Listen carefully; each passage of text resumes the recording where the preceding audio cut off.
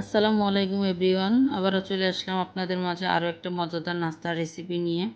খুবই সহজ আর অল্প সময়ের ভিতরে বানানো যায়। ভাতের পোলাওর সঙ্গে বা নাস্তা হিসেবে কিন্তু এই খাবারটা আপনারা খেতে পারবেন। এমন মজাদার আর লোভনীয় নাস্তা, খেতে কিন্তু দারুণ লাগে। বাচ্চারা খুবই পছন্দ করবে। শুধু বাচ্চারা কেন, ছোট বড় সবাই কিন্তু পছন্দ করবে। আর একদমই অল্প সময়ের ভিতরে বানানো যায়। মাত্র 3টা ডিম আর একটা আলু দিয়ে কিন্তু এই নাস্তাটা বানানো হয়েছে। তাহলে কিভাবে বানালাম দেখে নিন। তো এখানে নিয়ে নিয়েছি 2টা ডিম আর একটা আলু। একটা আলু কিন্তু আমি পুরোটা নিইনি, যেহেতু বড় আলু ছিল তার জন্য। আর ছোট আলু হলে কিন্তু একটা নিলেই হবে। তো এখানে কিন্তু আমি আলুর অর্ধেকটা নিয়েছি। বড় আলু তার জন্য সিদ্ধ করে অর্ধেকটা আমি অন্য কাজে লাগিয়েছি। তা যাই হোক, আলুগুলো কিন্তু আমি একটু গ্রেট করে নিচ্ছি। আর অবশ্যই আলুগুলো গ্রেট করে নিতে হবে। আলুগুলো গ্রেট করে নিলে কিন্তু খুব সুন্দর হবে, নাস্তাগুলো দেখতে খুব ভালো লাগবে। আলুগুলো গ্রেট করা হয়ে গিয়েছে। এখন আমি ডিম 2টাও গ্রেট করে নিব। আর ডিম 2টা গ্রেট করে নিলে কিন্তু খুব সুন্দরভাবে ম্যাশ হয়ে যাবে আর নাস্তাটার ভিতরে দেখতেও খুব সুন্দর লাগবে। তাই এখানে যে আমি ডিম 2টাও কিন্তু গ্রেট করে নিয়েছি। এখন কিছু মশলা মিশিয়ে নিব আর সবজি মিশিয়ে নিব। এখানে নিয়েছি একটা কাঁচামরিচ। কাঁচামরিচটা অনেক বড় ছিল, তার জন্য কিন্তু অনেক বেশি দেখা যাচ্ছে। ঝালটা আপনাদের পছন্দ মতো দিবেন। একটা পেঁয়াজ কুচি দিয়েছি, ছোট করে কুচি করে দিয়েছি। আর ক্যাপসিকাম দিয়ে দিলাম। আর ক্যাপসিকামটা কিন্তু অর্ধেকটা নিয়েছি, তার থেকেও কম দিয়ে দিয়েছি। এখানে দিয়ে দিলাম একটু গরম মশলার গুঁড়া, একটু দিলে ভালো লাগবে। দিয়ে দিলাম জিরার গুঁড়া সামান্য একটু, দিয়ে দিলাম স্বাদ মতো লবণ। আর দিয়ে দিলাম শুকনো মরিচের গুঁড়া হাফ চা চামচের থেকেও কম। আর দিয়ে দিলাম চিলি ফ্লেক্স হাফ চা চামচ। আর ঝালটা কিন্তু আপনাদের পছন্দ মতো দিবেন, আবারও বলছি। আর এখানে কিন্তু আমি ঝালটা একটু বেশি দিয়েছি, যাতে নাস্তা হিসেবে বা ভাতের সঙ্গে পোলাওর সঙ্গে খেতে ভালো লাগে, তার জন্য। এটা কিন্তু আমরা পোলাওর সঙ্গে খেয়েছিলাম, খেতে কিন্তু মাশাআল্লাহ অনেক মজা হয়েছিল। নাস্তা হিসেবেও কিন্তু খুব মজা করে বাচ্চারা খেয়েছে। এটা আপনারা ডিমের কাবাবও বলতে পারেন, সেটাও কিন্তু বললে ভালো হবে। খেতে কিন্তু মাশাআল্লাহ ওরকমই হয়েছিল, মজাদার। আর এখানে কিন্তু আমি ভালোভাবে মিশিয়ে নিয়েছি আর ঘরোয়া মশলা দিয়ে কিন্তু বানিয়ে নিয়েছি। আর এখানে কিন্তু বাড়তি কোনো মশলা দেওয়া হয়নি, সমস্ত মশলা কিন্তু ঘরে থাকে। আর ক্যাপসিকামটা না দিলেও কোনো সমস্যা নেই, কিন্তু দিলে কিন্তু দেখতে ভালো লাগবে নাস্তাটা, আর খেতে কিন্তু খুবই মজাদার হয়ে থাকে। তা আমি গোল করে নিয়ে একটু আমি সুন্দরভাবে নিয়ে নিলাম কাবাবের শেপ করে। আর কাবাবের শেপ করে না নিয়ে আপনারা আপনাদের পছন্দ মতো শেপটা দিয়ে নিতে পারেন। তা আমি সুন্দরভাবে কাবাবের শেপটা দিয়ে সুন্দরভাবে বানিয়ে নিলাম।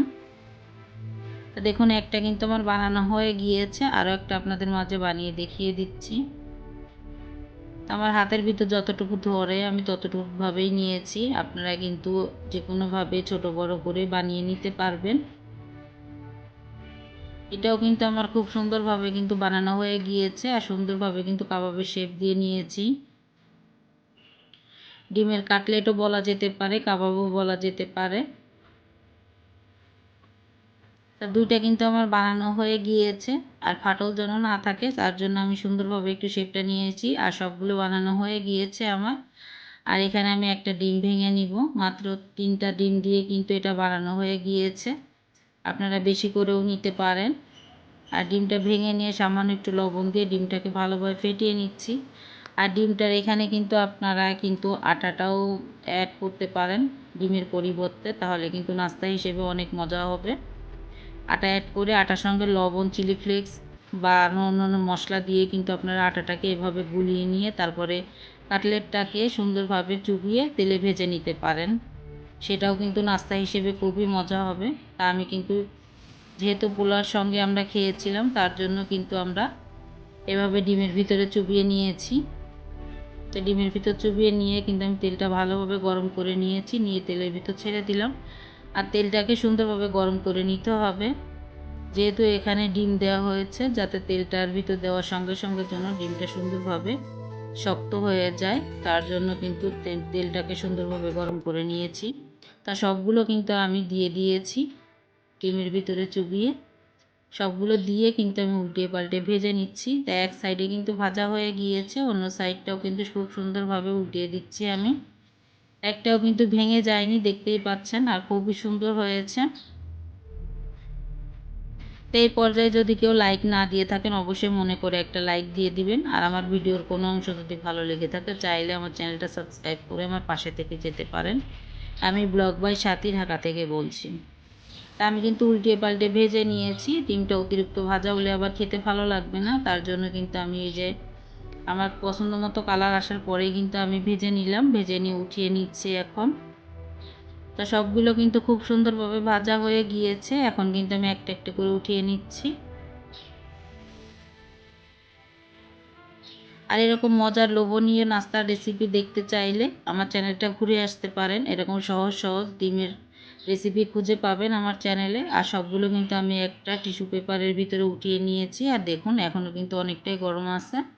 তা যাই হোক, এখন কিন্তু আমি একটা ভেঙে দেখাবো। দেখুন মাশাআল্লাহ খুবই সুন্দর হয়েছে। ঠান্ডা হলে কিন্তু আরও একটু শক্ত হয়ে যাবে। আর খেতে কিন্তু অনেক মজাদার হয়েছিল। অবশ্যই বাসায় ট্রাই করবেন। আর আজকের মতো বিদায় নিচ্ছি। আল্লাহ হাফেজ। আসসালামু আলাইকুম।